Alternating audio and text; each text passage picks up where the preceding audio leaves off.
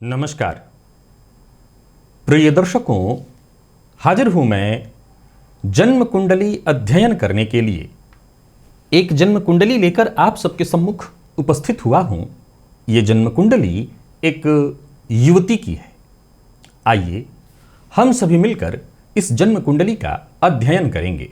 मैं जन्म की तारीख आपको बता देता हूं, जन्म का समय, जन्म स्थान, आप जन्म कुंडली का निर्माण कर लीजिए।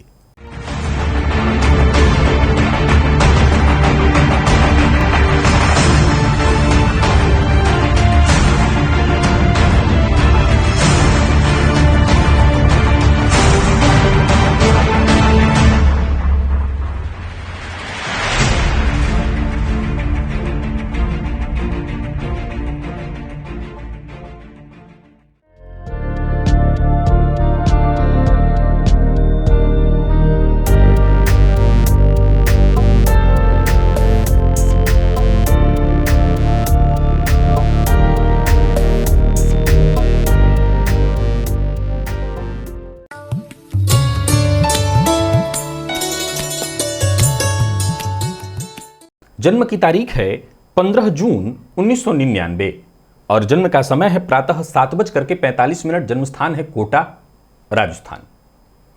मैं आपको जन्म काल के पंचांग से अवगत कराता हूं। इस युवती ने मंगलवार के दिन जन्म लिया, ज्येष्ठ मास में शुक्ल पक्ष की द्वितीया तिथि को, आर्द्रा नक्षत्र के चतुर्थ चरण में।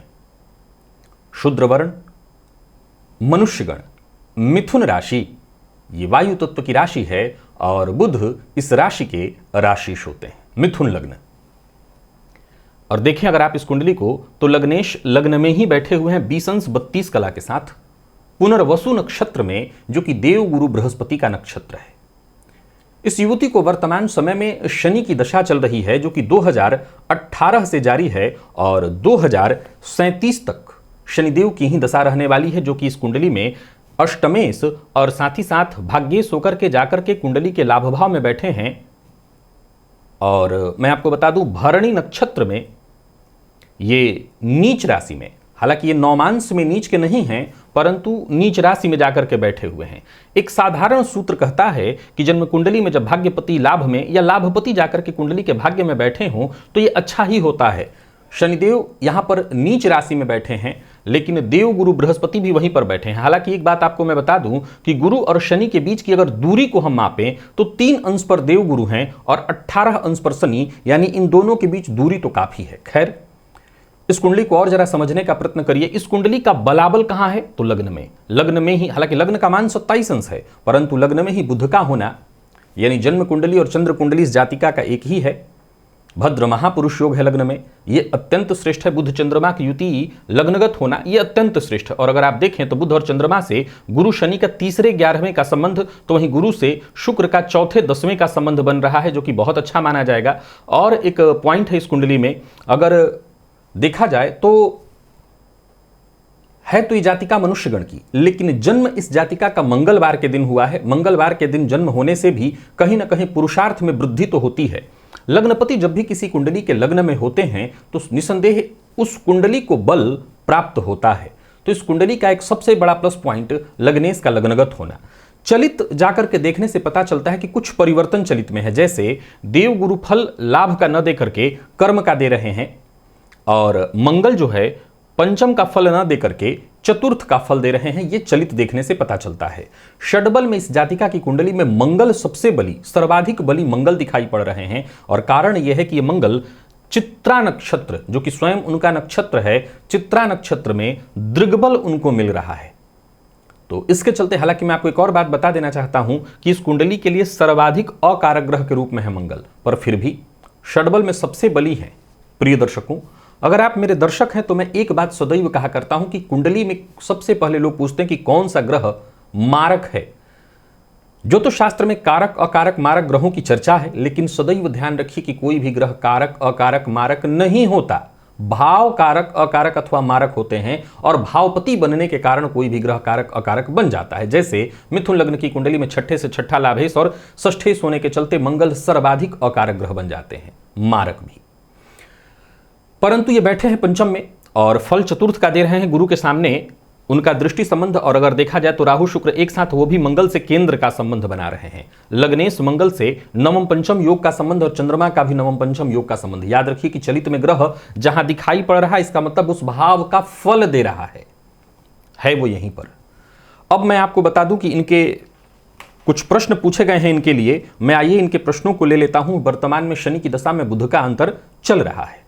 पूछा गया है कि क्या मेरी बेटी सरकारी नौकरी के योग हैं इसकी कुंडली में, और यदि हैं तो कब तक लग सकती है, इसे सेंट्रल गवर्नमेंट या फिर स्टेट गवर्नमेंट की तैयारी करनी चाहिए। मेरी बेटी की एक ही इच्छा है कि वो अपने पैरों पर खड़ी हो सके। मिथुन लग्न, इस लग्न के बारे में मैं सदैव कहा करता हूं कि इस लग्न के जातकों का मन किसी एक काम में नहीं टिक पाता। उनका मन बहुत ज्यादा परिवर्तित होता रहता है, क्योंकि महत्वाकांक्षा, मैं इसे महत्वाकांक्षा नहीं कहूंगा, महत्वाकांक्षा तो फिर तुला के लिए कहा जाएगा। महत्वाकांक्षा अगर हम मिथुन के लिए कहेंगे तो गलत हो जाएगा। तुला में महत्वाकांक्षा बहुत ज्यादा है, धनु की महत्वाकांक्षा थोड़ी अलग है। असल में मिथुन बुध से प्रभावित है, यानी ये बाल मन है। वो बालक का जो स्वभाव होता है कि ये वाला चीज मुझे मिल जाए तो बस अब यही चाहिए, अब इसके बाद कुछ नहीं चाहिए, ये बाल मन वाला। अब इसमें कहीं ना कहीं कुछ महत्वाकांक्षा भी हो जाती है। एक बालक का स्वभाव कैसा होता है, वो दूसरे किसी बालक के पास कोई खिलौना देखता है तो अपने माँ बाप से जिद करता है मुझे ये वाला बस दिला दो, फिर दोबारा कुछ नहीं चाहिए। तो बाल मन के साथ साथ अपनी आकांक्षाएं हो सकती हैं, परंतु ये मूलतः स्वभावगत ऐसा है कि वो परिवर्तित बहुत जल्दी होते हैं। तो जैसा इन्होंने लिखा है कि इनकी चाह है अपने पैरों पर खड़ी हो जाए, वो हो जाएंगी, ये कोई बहुत बड़ी बात नहीं। जैसा मैंने पहले ही तय कर दिया है कि इस कुंडली के लग्न में ही लग्नपति बैठे, और कुंडली का सबसे बड़ा बलाबल है लग्नेश का लग्नगत हो जाना। लग्नेश जब भी कुंडली में लग्नगत होगा, ये कुंडली को मजबूती प्रदान अवश्य करेगा। अब रही बात सरकारी नौकरी की, इस कुंडली में वर्तमान में शनि की दशा चल रही है। अब जरा देखिए तो कुंडली का दशम भाव, दशम पति का जाकर के कुंडली के लाभ में होना, दशम का फल देना, चलित में देखने से पता चल रहा है। अश्विनी या केतु के नक्षत्र में बैठे हुए हैं। सूर्य जो कि सरकारी नौकरी देने वाले ग्रह माने जाते हैं, बाल अवस्था के मृगशिरा जो कि मंगल का नक्षत्र है, 12वें भाव में बैठे हुए हैं। और अगर देखें तो वो मंगल से वैसे तो षडाष्टक योग का निर्माण कर रहे हैं, मंगल के ही नक्षत्र में बैठ करके मंगल से षडाष्टक योग का निर्माण कर रहे हैं। लेकिन मैं आपको बता दूं कि ये बैठे हैं शुक्र की राशि में, और शुक्र को अगर आप देखें तो वो 15 अंश पर, ध्यान से देखिए, शुक्र 15 अंश पर पुष्य नक्षत्र में जो कि शनि के नक्षत्र में बैठे हैं। अब यहां गौर करिए कि शुक्र के पास 15 अंश का बल है, सूर्य के पास 29 अंश का। हालांकि षडबल में सबसे बली ग्रह के रूप में नहीं है आप इस कुंडली में सूर्य, पर फिर भी इस जातिका की कुंडली में सरकारी नौकरी की स्थिति बन सकती है। बुध बहुत अच्छी स्थिति में है, और ऊपर से देखें तो सरकारी नौकरी की बात अगर की जा रही तो इस कुंडली के लिए सबसे श्रेष्ठ तो ये होता कि इस जातिका को या तो टीचिंग, लेक्चररशिप इत्यादि की फील्ड में, क्योंकि हमेशा मैं कहा करता हूं कि मिथुन लग्न के जातकों को कंसल्टेंसी का फील्ड चूज करना चाहिए। इसमें वो बहुत आसानी से सफलता हासिल कर लेते हैं। बोलना उनका एक मुख्य गुण होता है, लोगों को परामर्श देना, ज्ञान देना। बैंकिंग का फील्ड भी इस जातिका के लिए अत्यंत श्रेष्ठ हो जाएगा। बुध लग्नगत है और शनि की दशा चल रही 2037 तक है, यानी नौकरी वगैरह भी इसी दशा में लेनी है। तो शनि इस कुंडली में जो कि आजीविका के कारक हैं नीच राशि में, भरणी नक्षत्र में बैठे हुए हैं, और अगर देखें तो वो परिवर्तन में है। ध्यान से देखिए तो भरणी नक्षत्र शुक्र का और पुष्य नक्षत्र शनि का, दोनों ने आपस में परिवर्तन कर लिया है। तो ये जो परिवर्तन हुआ है ये बहुत काम आने वाला है। इस परिवर्तन का बड़ा ही श्रेष्ठ प्रभाव मिलने वाला है। तो मैं एक सलाह दे सकता हूं कि बैंकिंग या इससे संबंधित या टीचिंग से संबंधित फील्ड में अगर ये जातिका प्रयास करे तो 100% सफलता मिलने के योग है। कब, पर प्रश्न था कब। तो इस कुंडली के हिसाब से अगर देखा जाए तो एक बड़ा गंभीर तथ्य और तर्क है, ध्यान से सुनिए और समझिएगा। इस कुंडली में अभी अभी आने वाले दिनों में शनि की दशा में शुक्र का अंतर शुरू होने जा रहा है। शनि के पास 15 अंश, शुक्र के पास 15 अंश का बल, शनि के पास 18 अंश का बल। शनि नीच राशि में है, और नीच राशि में बैठे शनि में शुक्र का अंतर आएगा, लेकिन चूंकि दोनों परिवर्तन में है। अब इस कुंडली की एक मामूली पॉइंट है जिस पर ध्यान देने की आवश्यकता है। इस जातिका का जन्म मंगलवार के दिन हुआ है, तो ऊर्जा तो है, लग्न भी बुध से संबंधित है तो ऊर्जा है, परंतु मनुष्यगण की है। और मनुष्यगण की सबसे बड़ी एक खामी कह सकते हैं हथियार डाल देना, धारा के विरुद्ध जाने की जगह धारा के साथ बह जाना, ये कमी है। अब अगर इस जातिका के अंदर भी ये कमी होती है तब तो फिर नौकरी लेना मुश्किल हो जाएगा। लेकिन अगर ये प्रयत्नशील रहती है तो इसमें कहीं कोई दो मत नहीं कि सफलता मिल जाएगी। सफलता मिलने में कहीं कोई बहुत बड़ी परेशानी नहीं आने वाली है।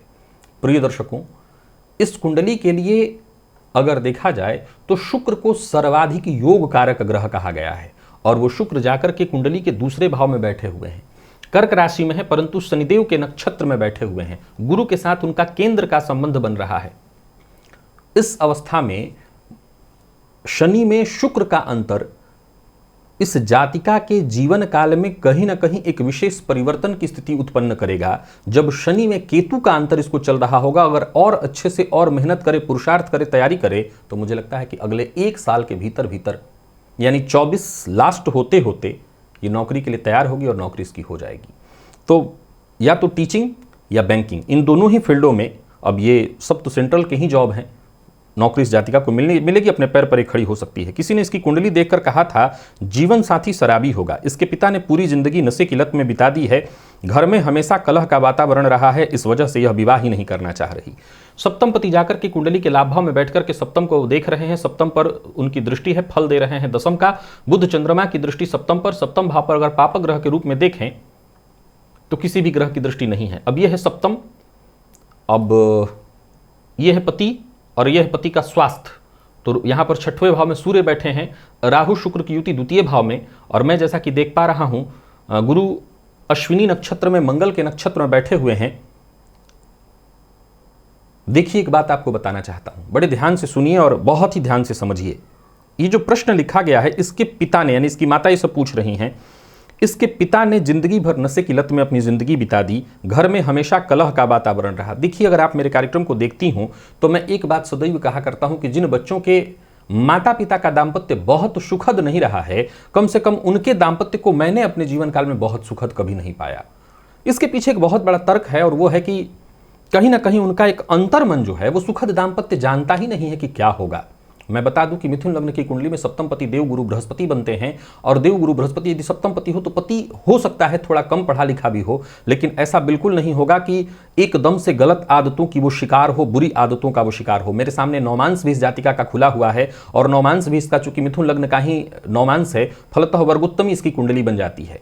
और मैं आपको बता दूं कि सप्तम पति वहां देव गुरु बृहस्पति 12वें भाव में जाकर के बैठे हैं, जो दाम्पत्य जीवन में कष्ट और परेशानियों को प्रदर्शित करते हैं। बाकी रही बात इस तरह की कि बहुत शराबी होगा, शराब में ही जीवन खत्म कर देगा, ऐसा कुछ सोचने की आवश्यकता नहीं। मिथुन लग्न की है, विवाह के शुरुआती 2-3 वर्ष इसको एडजस्ट करने में काफी दिक्कतें आएंगी, इसके बाद इसका दाम्पत्य जीवन धीरे धीरे ठीक हो जाएगा। सो इस जातिका को ये सब बातें बता दीजिएगा, सुनवा दीजिएगा, ऐसा कुछ नहीं, ऐसा सोचने की आवश्यकता नहीं। एक बात और समझाइए कि विवाह का नाम ही है सामंजस्य और कुछ नहीं। ये केवल मैं स्त्री के लिए नहीं कह रहा हूं और न ये पुरुष के लिए कह रहा हूं, मैं दोनों के लिए कह रहा हूं कि नाम ही है सामंजस्य। मैं नहीं जानता कि मैं माता के लिए इस बच्ची के कह रहा हूं कि आपका दाम्पत्य क्यों खराब था और कैसे खराब था, किस कारण से खराब था, कहां सामंजस्य में आपसे कमी हो गई, कहां आपके पति से हो गई, क्यों उनको शराब इस तरह से इतना प्रिय हो गया कि परिवार उनको अपना प्रिय नहीं लगा। परंतु मैं ये जानता हूं कि इसके दाम्पत्य को संभाला जा सकता है। इस लड़की की कुंडली के सप्तम पर बुध चंद्रमा की दृष्टि पड़ रही है। चंद्रमा इस कुंडली में कोई बहुत कारक ग्रह नहीं है, परंतु मैं बता दूं कि वो धनपति बनकर के लग्नपति के साथ लग्न में बैठे हैं। उसका जीवन बहुत सुखद है, बहुत अच्छा है। शनि की दृष्टि पड़ने के कारण जरूर थोड़ी परेशानी है, हर किसी के जीवन में है। जैसे अब इसी को ले लीजिए, शनि की दृष्टि बुध पर पड़ने से त्वचाजन्य रोग इत्यादि। मैं कई बार बता चुका हूं कि बुध पर शनि की दृष्टि या संबंध बनने से जो दाम्पत्य सुख होता है उसमें कमी आ जाती है, तो वो कमी मुझे पहले ही दिख चुकी है। आपने अपनी सारी कहानी क्लियर कर दी। माता पिता ने जीवन भर अगर कलह किया है तो बच्चे का दाम्पत्य कमजोर पड़ेगा, पर शराब के नाम से ऐसा कुछ करने की जरूरत नहीं, सोचने की भी जरूरत नहीं है, सब कुछ ठीक है। विवाह कब और किस दिशा में होगा, ससुराल पक्ष के लोग कैसे होंगे, लड़के का सरकारी या प्राइवेट नौकरी होगी। इसकी नौमांस कुंडली में सूर्य शनि की युति है, इसके शुक्र षष्ठ में है। नौमांस में सूर्य शनि की युति है, जिसके चलते इसको पिता का सुख नहीं मिला। वैसे आप जन्मांक में भी देखें तो सूर्य इसकी कुंडली के 12वें भाव में जाकर के बैठे हैं ये शुभकर्तरी में, लेकिन कहीं ना कहीं वो कमजोर पड़ रहे हैं। षडबल में भी इसके सूर्य को उतना बल प्राप्त नहीं है। अब बारी आती है कि विवाह कब और किस दिशा में, निर्भर करता है पहले तो ये लड़की अपने पैर पर खड़ी हो जाए। वैसे मैं बता दूं कि इसकी कुंडली के हिसाब से तो विवाह प्रेम विवाह की तरफ इशारा कर रहा है, लेकिन मेरी राय रहेगी कि ये जातिका कुंडली मिलाकर के विवाह करे और जन्मस्थान से उत्तर पूर्व की ओर, नॉर्थ ईस्ट की ओर विवाह की दिशा बनेगी, इसी दिशा में विवाह करे कुंडली मिला करके। अब अगर कहीं गलती से आप सिंगल पेरेंट्स हैं, यानी बच्चे को आप ही अकेले संभाल रही हैं, पिता आप साथ नहीं है या नहीं देते, तब थोड़ी मुश्किल हो जाएगी आपके लिए। लेकिन मेरी राय यही रहेगी बिना कुंडली मिलाए इस लड़की का विवाह न हो।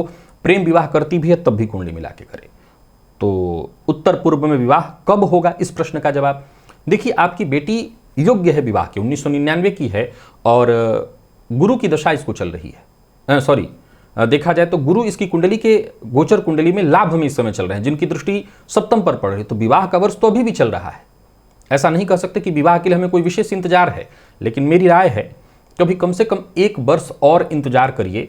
और गुरु शनि में भी केतु को बीतने दीजिए। गोचर कुंडली में जब गुरु मिथुन राशि में प्रवेश करेंगे तब इस जातिका का विवाह करेगा। अभी मेष में है, वृषभ और मिथुन, जब मिथुन में जब देवगुरु जाएंगे, उनकी दृष्टि सप्तम पर, पंचम और नवम पर होगी, तभी इस जातिका का विवाह किया जाए। अभी 1 वर्ष ऐसे इंतजार करना है। अभी तो ये गुरु मेष में जाएंगे, फिर वृषभ के बाद तब आप इस बच्ची का विवाह करिए, अच्छा रहेगा। और रही बात लड़के की, तो सप्तम पति जाकर के इसकी कुंडली के लाभ में है, फल दशम का दे रहे हैं। इस परिस्थिति में भी देखा जाए तो जातिका का जो पति होता है वो सरकारी नौकरी वाला होता है, इसमें कहीं कोई दो मत नहीं। लेकिन वही संभावनाएं ज़्यादातर गुरु से संबंधित जो होती हैं वो टीचिंग शिक्षा इत्यादि से संबंधित, शिक्षाविद या बैंकर इससे संबंधित ही बन सकता है। बैंकिंग, फाइनेंस या बुध की दृष्टि के कारण इसी फील्ड की संभावना ज़्यादा है। तो आप देख लीजिएगा जो भी सही इसके लिए लड़का मिले आप ढूंढिए। इसके जीवन में धन संपत्ति, घर व वाहन का सुख, इसके दादाजी और पिताजी दोनों सरकारी नौकरी में थे, परंतु फिर भी इसे वह सुख नहीं मिला जो इसे मिलना चाहिए। चतुर्थ भावपति इसकी कुंडली के लग्न में है, और मैं आपको बता दूं कि इसकी कुंडली में सुख की कोई वैसे मुझे कमी नहीं दिखाई पड़ रही है। रही बात इसकी कुंडली में जहां तक मैं देख पा रहा हूं, आपने जैसा कहा कि दादा से या पिता से इसको वो सुख प्राप्त नहीं हुआ, तो पिता की स्थिति तो मैं देख चुका हूं, बहुत कोई खासी अच्छी स्थिति नहीं है। पर 1-2 बातें ध्यान रखिए। कई बार प्रकृति आपकी परीक्षा कुछ अलग तरीके से लेती है। इसके जीवन में जो भी बुरी परिस्थितियां घटित हुई हैं, इसमें कहीं कोई दो मत नहीं कि इसकी कुंडली भी जिम्मेदार है। लेकिन कई बार क्या होता है कि बच्चे जबकि माता पिता पर वो आश्रित हों, उनकी कुंडलियां वहां शून्य हो जाती हैं, नगण्य हो जाती हैं। जरा सोच के देखिए, ये जो इस बच्चे के साथ हुआ उसमें इसकी कुंडली भी सम्मिलित है, भी ही नहीं, ही आपकी कुंडली। जी हां, ये दर्द, ये कष्ट आपका था, ये भी उसमें सम्मिलित हो गई।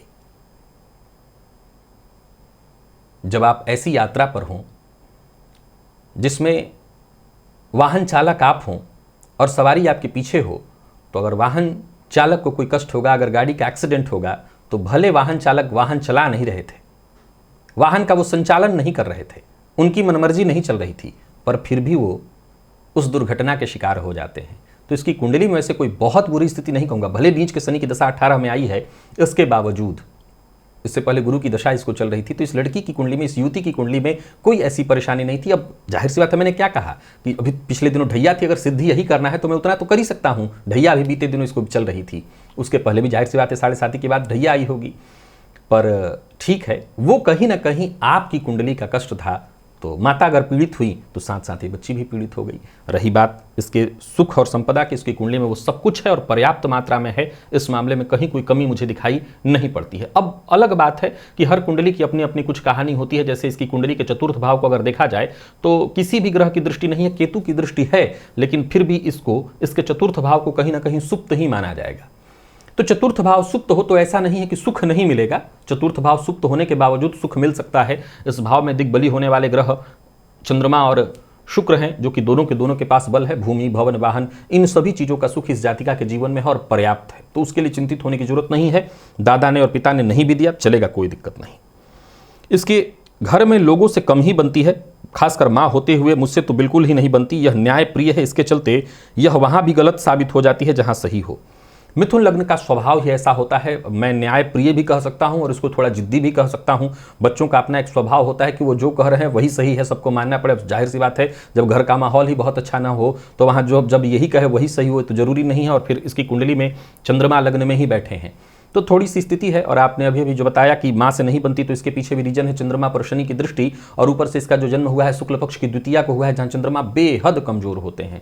तो चंद्रमा कमजोर है हर तरह से, षडबल साफ साफ इस बात का प्रमाण दे रहा है कि चंद्रमा सबसे कमजोर इस कुंडली में, शनि और चंद्रमा दोनों कमजोर। तो शनि का कमजोर होना भाग्य को कमजोर तो कर रहा है, लेकिन फिर भी इस शनि के पास अंश बल है और समय के साथ शनि को और बली किया जा सकता है, जिससे इस जातिका को मिले लाभ और अच्छे से मिल जाए, तो उसके लिए चिंतित मत होइए। रही बात माता के साथ संबंध, मैं मिथुन लग्न के जातकों के लिए एक बात कहा करता हूं कि उनकी वाणी कड़वी होती है, उनका स्वभाव बहुत गुस्सैल और उग्र होता है। लेकिन अगर आपके घर में 3, 4, 5 बच्चे हों और माता पिता को, भले माता पिता के साथ उनसे के अच्छे व्यवहार ना हो, माता पिता सदैव ये मान करके चलते हो कि हमारा ये बच्चा सबसे नालायक है, लेकिन अगर आप, भगवान न करे, कभी किसी की किडनी फेल्योर हो जाए तो आपके बाकी के बच्चों का तो नहीं जानता, लेकिन इस बच्चे का जानता हूँ कि लाके कहेगा मेरा पहले निकाल लो और ठीक हो जाओ। तो वाणी की कड़वाहट होती है, लेकिन वो बाल मन, बाल सुलभ मन कि प्रेम किसी से करे तो सब निकाल के दे दे, तो बाल सुलभ स्वभाव होता है और किसी से चिढ़ गया तो चिढ़े रहेगा, तो वो स्वभाव में है, बाकी और ऐसा कुछ नहीं है। मैंने इसे इसी साल पन्ना धारण करवाया है। इसके लिए कोई और उपाय और सुझाव, इसके इष्ट देवता कौन है? इष्ट देवता इस लड़की के लिए अगर देखा जाए तो देवी की आराधना कराई जाए, दुर्गा जी की आराधना इसे कराई जाए, और शनि इसकी कुंडली में बैठे हुए हैं तो यहाँ से देखें तो भुवन भास्कर की आराधना, भगवान विष्णु की आराधना कराई जाए, और चंद्रमा से अगर देखें तो फिर तो देवी और सूर्य या भगवान विष्णु, तो आप ये कह सकते हैं कि लक्ष्मी नारायण की आराधना कर ले, भगवान विष्णु की और इधर लक्ष्मी की, तो लक्ष्मी नारायण को अपना इष्ट मान ले और उन्हीं की आराधना से इसका ये जन्म भी और आने वाला जन्म भी सब कुछ ठीक हो जाएगा। तो धार्मिक वृत्ति की भी रहेगी, धर्म करेगी, पूजा पाठ करेगी, सब कुछ ठीक है। पन्ना आपने धारण कराया, बिल्कुल ठीक किया है। आजीवन यही एक रत्न इस लड़की को धारण करके रखना है। कनिष्ठा उंगली में इसके चांदी का, अच्छा तो कनिष्ठा में तो आपने पन्ना ऑलरेडी धारण करा दिया था, तो अंगूठे में, एक अंगूठे में चांदी का छल्ला पहना दीजिएगा, तो चांदी का छल्ला हो जाएगा। तो शुक्र भी ठीक हो गया, बुध भी ठीक है। अब बारी आती है शनि को। हम शनि को कैसे ठीक करें? तो शनि को ठीक करने के लिए वैसे तो ये स्वभावगत सबकी मदद करने वाली है, लेकिन इसके हाथों शनिवार को विशेष रूप से भिखारियों को कुछ दान वगैरह दिलाना, कुछ खाने पीने की व्यवस्था दिलाना, जहां गरीब मजदूर वर्ग इत्यादि हों उनकी मदद करने की सीख इसको दीजिए, प्रेरित करिए। वो इसके अंदर ऑलरेडी है, वो इन मामलों के लिए खुद ही तर्क वितर्क करेगी, सहयोग करने के लिए आतुर रहेगी। तो जो गरीब हैं, जिनका हक है, उसके लिए खुद ही आगे बढ़ के लड़ने के लिए तैयार रहेगी। तो इसको प्रोत्साहित करिए, तो उससे इसके शनि ठीक हो जाएंगे। बाकी मैं एक बात बता देता हूं, आपने जितने भी प्रश्न पूछे हैं उन सब प्रश्नों में चिंता का जो एक विषय है वो ये कि इसकी कुंडली में मुझे प्रेम विवाह दिख रहा है। आपको किसी ने कह दिया है कि पति शराबी मिलेंगे, है तो नहीं इसका ऐसा कुछ, लेकिन ये जरूर है कि दाम्पत्य थोड़ा कष्टमय है। अब अगर कहीं कुंडली बिना मिलाए ये विवाह कर ले, अब चूंकि ये जिद्दी है, अगर ठान लेगी तो कर ही लेगी, फिर तो उसको रोका नहीं जा सकता। हालांकि मिथुन लग्न के पास एक बहुत अच्छी बात है कि इसको भावुकतापूर्वक, मैं हमेशा कहा करता हूं कि मिथुन को अगर अपने वश में करना है तो एक ही बात है, वो जैसा कहे फिलहाल उस समय थोड़ी देर के लिए मानिए और धीरे धीरे जैसे बच्चे को समझाया जाता है उसको अपनी तरफ ले आइए। तो यही एकमात्र रास्ता है, इसको समझा बुझा करके विवाह के समय में आप लोग खड़े होइएगा, कुंडली मिला करके विवाह करिएगा। उत्तर पूर्व की ओर लड़का मिलेगा, बढ़िया लड़का मिल जाएगा। पति बहुत सहयोगी होगा, बुद्धिमान होगा, समझदार होगा। शुरुआती दौर में इन दोनों के बीच बहुत मतभेद होंगे, बाद में सब ठीक हो जाएगा। तो इतना ही आपको ध्यान रखना है, बाकी कोई चिंता करने की आवश्यकता नहीं है। इस कुंडली के लिए इस जातिका को मैंने जो 2 उपाय बताए, विष्णु नारायण, भगवान लक्ष्मी नारायण, अभी ये उपाय इसके जीवन से जोड़ दीजिए। अभी पिछले दिनों मैंने एक वीडियो बनाया था इष्ट देवता का चुनाव का, वो भी मैंने सूत्र इसमें लागू कर दिया है। तो उस हिसाब से भी भगवान लक्ष्मी नारायण इसके इष्ट देवता के रूप में हैं, तो उनकी आराधना ये करे और लाइफ टाइम इसकी जिंदगी बेहद सुखद हो जाएगी। बाकी सूर्य की आराधना भी करती रहे तो उससे भी और फायदा मिलेगा, आत्मविश्वास बनेगा। तो मुझे इसके अलावा कोई इस कुंडली में उपाय की आवश्यकता नहीं दिखती, कोई समस्या नहीं दिखाई पड़ती जिसके लिए कोई चिंतित होने की आवश्यकता है। मंगल के पास षड्बल में बल थोड़ा ज्यादा है, तो बहुत अधिक लाल रंग पहनना इसके लिए वर्जित है। तो बहुत अधिक लाल रंग का इस्तेमाल ना करे, बहुत अधिक, मैं ये नहीं कह रहा हूं ना करे, बिल्कुल करे, मात्रा कम रखे, बहुत अधिक रेड न इस्तेमाल करे। ऊर्जा ऑलरेडी बहुत ज्यादा है इसके अंदर। और खाने में मसूर की दाल का प्रयोग भी कम कराया जाए, हो सके तो मसूर की दाल भी कभी कभार मंगलवार के दिन दान करा दीजिए, उससे फायदा हो जाएगा। तो प्रिय दर्शकों, आप इस जन्म कुंडली के संदर्भ में यदि कुछ कहना चाहते हैं, संबंध में कुछ कहना चाहते हैं, तो कमेंट में आपका स्वागत है, वो जरूर आप कहिए। बाकी इस कुंडली में ऐसे कोई दिक्कत, कोई परेशानी नहीं है, सब कुछ ठीक है और समय के साथ ठीक हो भी जाएगा। आज के लिए बस इतना ही, मुझे इजाजत दीजिए, पुनः मुलाकात होगी, तब तक के लिए नमस्कार।